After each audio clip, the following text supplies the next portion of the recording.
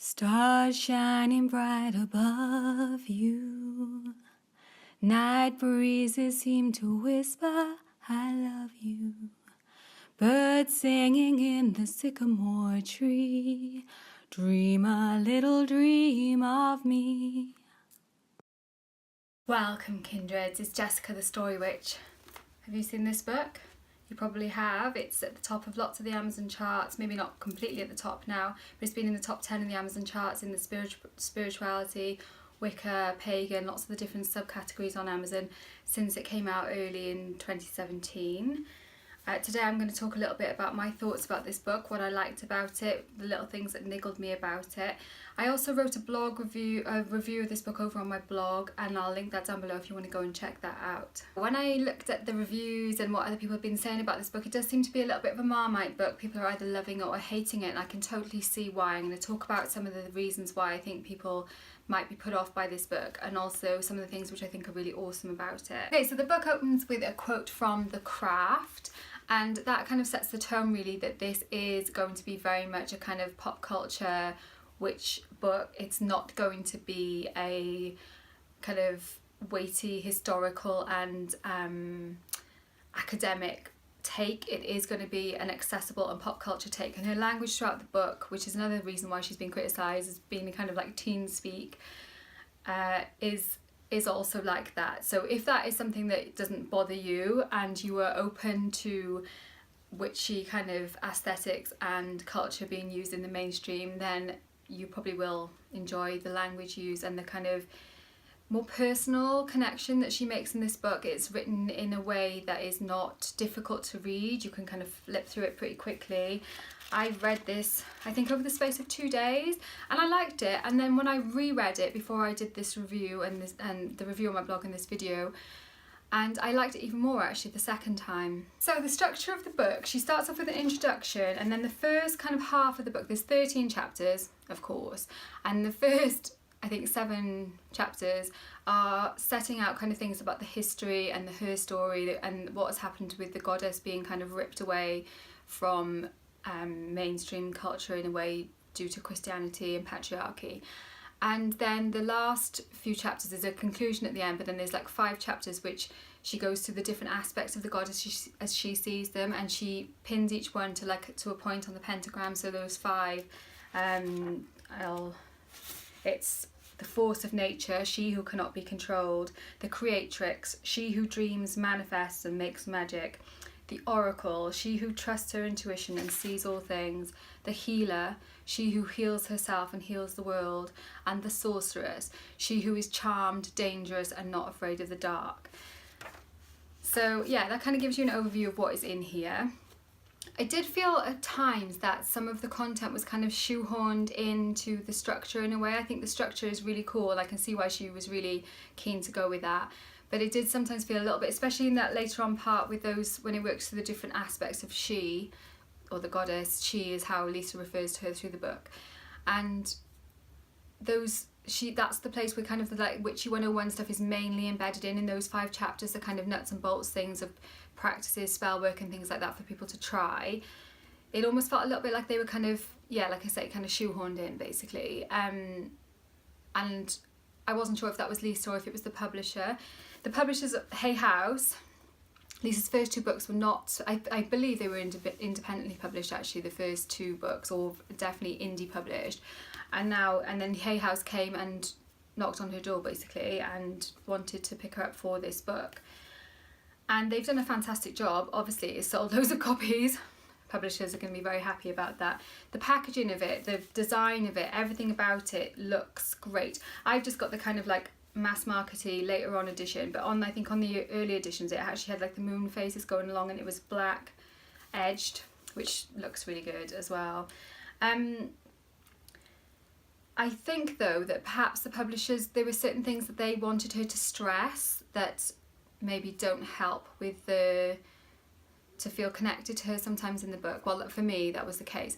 So one of those things was that she says any woman can be a witch. If you feel that call, then that is you and you should answer that call. But then she stresses again and again in the book that actually she is a hereditary witch, by which she means that her her mother and her grandmother were witches. Although in the book, when she talks about them, it becomes clear that neither of those women would actually have called themselves witches, but she feels that that is a hereditary line. And I wondered if Hay House were kind of not making her, but sometimes, you know, that kind of publisher push-pull between the publisher and the writer. I think they might have wanted her to kind of establish her authority a little bit as a hereditary witch, to give her that kind of gravitas and stuff with her writing. I don't think she needed that, actually, because I think that her work speaks for itself and she doesn't need to have a tradition that she is coming from in order to make this book. But I wondered if maybe Hay House thought that that would just add a little bit of extra credibility. It is in all of their kind of like marketing for the book, so I think that might have been coming more from them perhaps than from her. Okay, so some things that I absolutely loved about this book. I love how she talks about remembering. And she says, I didn't decide to become a witch. I remembered I was one. And she goes into the fact that remembering is actually the opposite of dismembering. So dismembering, literally physically taking the body apart, taking that body down into its parts, breaking it up, is the opposite of remembering, putting that body back together. And what she talks about in this book is very much an embodied spirituality. It is a practice which you feel, you breathe, it is part of your physical body. And that is what I think is so powerful about this book. It's not just this, it's feminist spirituality books generally seem to be connecting really well now with that physical body and reclaiming the physical body from patriarchy. That is so powerful and really, really needs to be heard by lots of people. And if that female embodied spirituality is something which resonates with you, then I think you would probably really enjoy this book. You may also enjoy Lilith Hecate Revenant, or Lilith Hecate Revenants. She's doing a video series on that and I'll link that down below too. It resonates with me on a personal level. That kind of milky bloodiness of my body is not something that I should be ashamed of or frightened of. It's something that I should be, and I do in my personal practice, use those cycles, tune in with those cycles. And so that is, I feel, a really valid and powerful message. And this is also the aspect of the book which has got Lisa in a little bit of hot water with some trans activists. She's been called a TERF, a trans exclusionary radical feminist, because of her stance in this book. Now, I feel that, and I know this is going to maybe piss some people off, okay? So if you want to leave me some hate in the comments, just be known now that I will just be deleting it. Because I feel this view is valid as well. I think that we have come to this place where it is almost like you can't speak for one experience.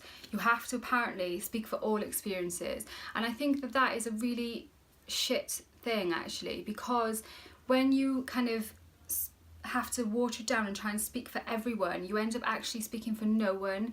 And I know from firsthand, from doing Red Tent, from my work with other women, that feeling connected to their physical bodies, to their monthly blood, to their milky breasts, to all of those kind of messy, all of that stuff, all of that embodied stuff, is actually, for some people, massively life-changing.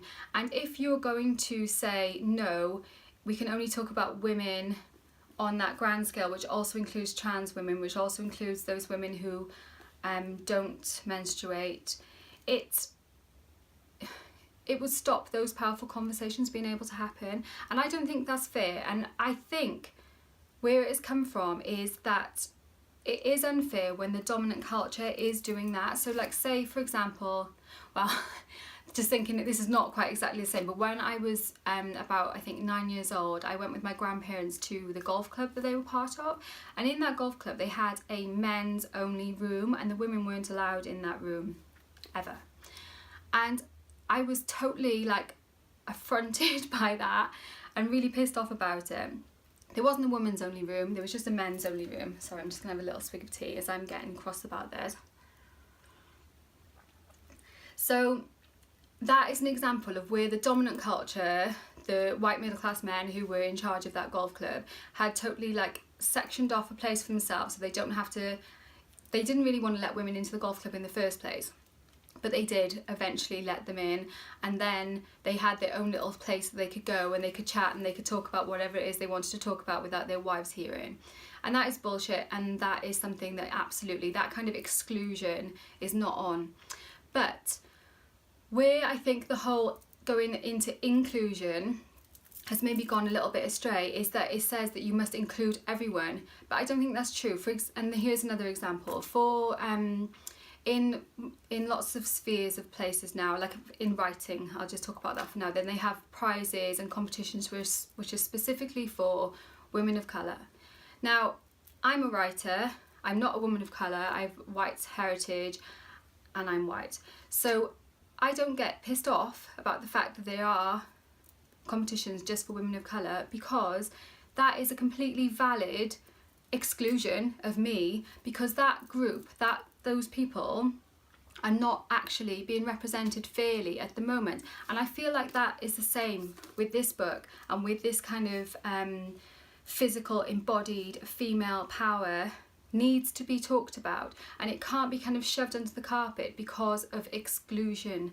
That is not it's not useful, it's not helpful. I'm not saying that trans women and women who don't identify with the stuff in this book are not women. That is not what I'm saying at all. What I'm saying is that there needs to be spaces for all of these conversations to be had, because it's not a case of a dominant group oppressing a marginalised group. It's a case of one oppressed group speaking their truth. Other oppressed groups can also speak their truths.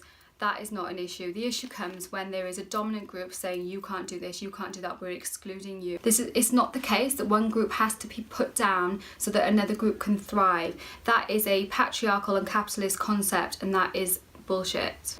So I don't feel like the content of this book and the content of Lisa's earlier books, which are also very much about embodied spirituality, are problematic.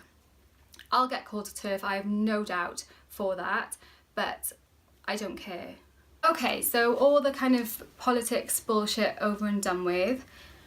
And actually I don't think it's bullshit, I think it is a valid conversation and something that should be talked about.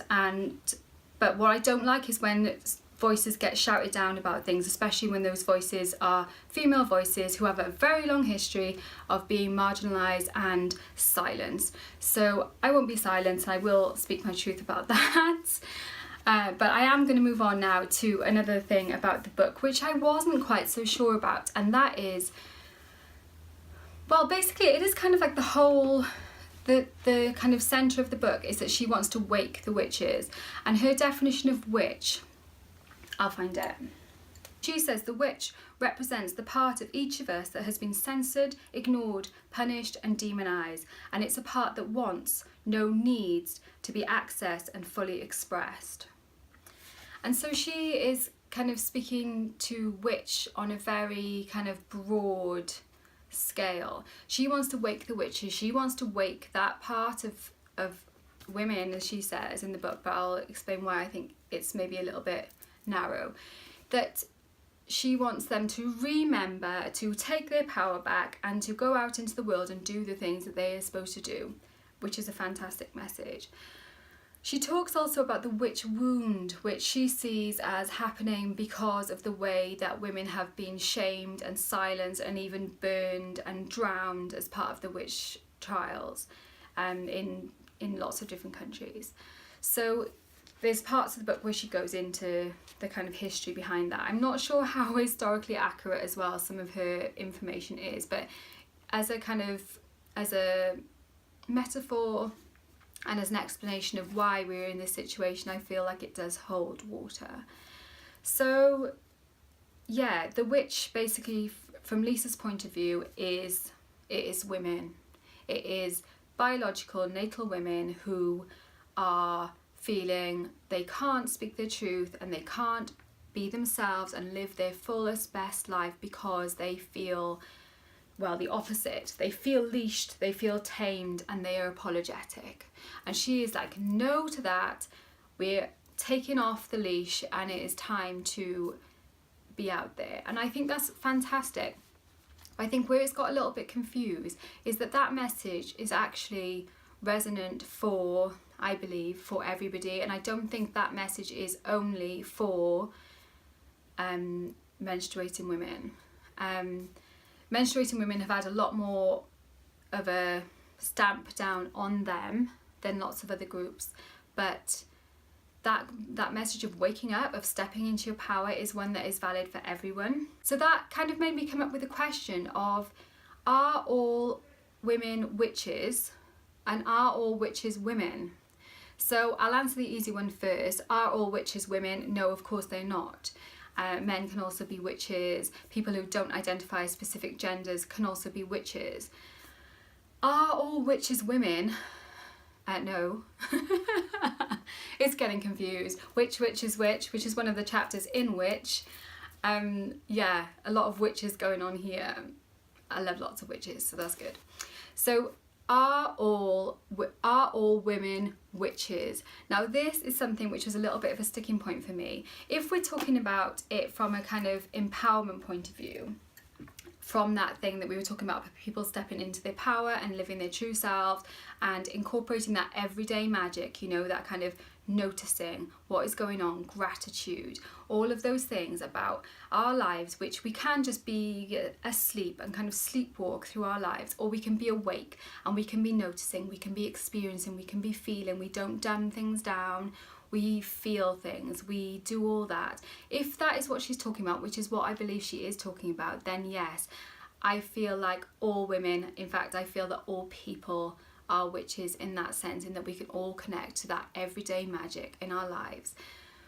What I don't quite resonate with is that, for me, being a witch is a calling. It's a community role almost. It's something that I do for people and also for myself, obviously first and foremost for myself, but then also for people. And I do things like lead circles, you know, spells, healing, things that you do as a witch.